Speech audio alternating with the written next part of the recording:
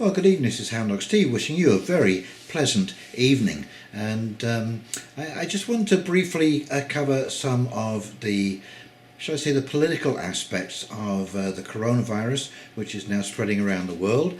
And it is actually fascinating, the censorship that is taking place, especially on YouTube. I will be interested to see, I'm assuming that because I've mentioned CV, that my video will be immediately demonetized, and who knows, maybe the channel will be shut down. But really, it's just fascinating. And also, the newspapers, the way the newspapers are not talking about this. I saw a little piece the other day where the World Health Organization was not going to use the word pandemic anymore because it didn't quite fit the scenario, even though it actually quite clearly does fit the scenario, because there's now outbreaks in more than 2 countries around the world, and it has been independently sustained within those countries like South Korea, Iran and Italy, for example. And so we've had several cases in the US and in Canada. But the way this has been handled politically is unbelievable. This outbreak was noticed in December the 3rd by a doctor over in China, and he was immediately arrested. And so it really wasn't announced. He was forced to make denials online, and this was in a private chat room between healthcare professionals in different hospitals. And so the word of this virus was suppressed since December the 3rd, and was really only fully recognized around the Chinese New Year, or just slightly before. Now that is virtually 2 months that this was allowed to spread, and this is a product of a communist government, and suppression of the truth, suppression of the freedom of speech, and of course openness on the internet. It is a real problem. And of course the other thing is that now China finds itself in a terrible situation, because it has been a nursemaid to its people, its entire population. They've taken complete charge. It's been a nanny state, and you haven't really been allowed to think for yourself. And now we're in a situation where people need to think for themselves, and they don't know what to do. Okay, China doesn't know what to do. It is arresting people left, right and centre, forcing them into these isolation centres and so on and so forth, where they are probably going to get the virus, even if they just had a mild case, whereas if they left it alone, it might have just, passed on. And because, we are only talking about a percentage of the people who get the flu who are going to be seriously affected by it. And of course, you see, we saw the same thing in Russia. When communism collapsed in Russia, they went through a terrible time, because all of a sudden people had to run their own businesses, they had to be entrepreneurial, they had to think along more capitalist lines, and because they'd never been trained to do this, they'd stopped thinking, because the state did everything for them. And it has taken basically since 1992 up until probably the last maybe 2010. So we're looking at a good 18 to 20 years for Russia to recover, and for people to start thriving again, and start being able to run businesses large and small that worked, and thinking along business lines. And of course we're heading towards the same problem in the EU, which is a completely bureaucratic driven system, and you'll find that when this virus hits, as it will do in Europe, they will be sluggish to respond, and the response will be inadequate. And again, because our global supply chains are so intertwined, again, there will be nothing to replace the supplies that are now not being manufactured and leaving China. And because these bureaucracies are so slow to act, they'd have to form a committee, they'd have to sit, there'd have to be, a stakeholders committee, an over committee, an under committee, an after committee, a review committee, and 5 years later we might get some kind of a solution when it's all over and it's taken care of itself. And this, of course, is why we need to actively discourage any fascist or Marxist type regime, because they both have the same kind of mechanisms. They might work or appear different from the outside, but the internal mechanisms are exactly the same, and that is totalitarianism. where they absolutely dominate everything in society. All the decision making comes from the top, and there is a very harsh set of rules, and there are things that you can speak about and there are things that you can't speak about.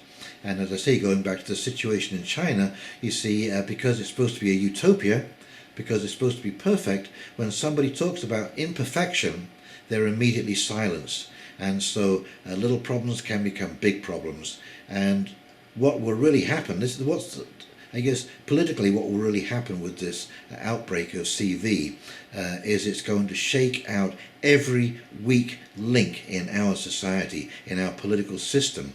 Every slowness, every inability to act, every inability to function will be shown up.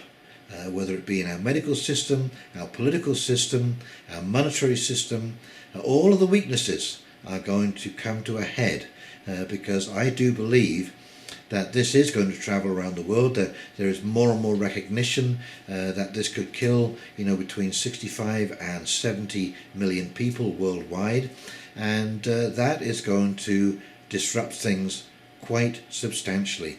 And of course the change in trade. We've had this globalist system of trade for quite a long time now. The EU started in the 70s. Between 70 and 80, and so we've been doing that for 40 years. So these systems have become entrenched, these ways of doing business have become entrenched, and they're going to be very, very difficult to find replacements quickly. Now, what I understand is that even if China were to go back to work immediately, there would still be a 7-month disruption period, and one wonders whether smaller businesses can hold out financially. But certainly, and you'll see from these charts that I'm about to show you, that regardless of what you are hearing, China's economy has ground to a halt. And so this is going to have some serious consequences around the world, and because those consequences will be felt by the people, there will be consequences for the political leaders who will ultimately be blamed for all of these shortcomings. And it's kind of interesting because I was talking with a friend the other night, and she's a historian, and I asked her whether she thought that changes in society came from the leadership or from the people, and she said she thought the leadership. And anyways, I figured that it comes from the people. Most things are people driven, and one of the reasons that sort of led me to believe that is when I watch some of these historical dramas like The Outlander and Last Kingdom, The Crown, so on and so forth, and you look at the absolutely idiot decisions made by the kings and queens, it's absolutely staggering. And then by the government. It is absolutely staggering that we have reached where we have. Now, that is kudos for our system to date, but as I say, there's definitely some cracks that have been shown for a long time, and there is definitely a change of business is required. Decision making has become a very burdensome process, and we need to get away from these extreme ideologies, left and right, and we need to start making some common sense decisions based on the correctness of the decision, because we don't need extremities for one thing, and we also need to be able to pick and choose the right decisions regardless of ideology.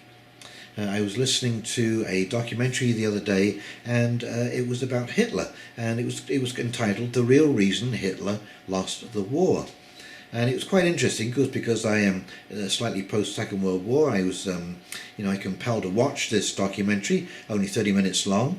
Anyway, what the presentation said was that when there came a decision during the war to make the correct decision for the war effort, or following Nazi ideology, Hitler chose Nazi ideology over the correct decision.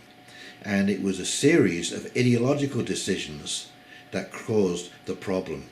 Okay, and that's what is happening today. That's why China is in so much trouble, why Russia collapsed.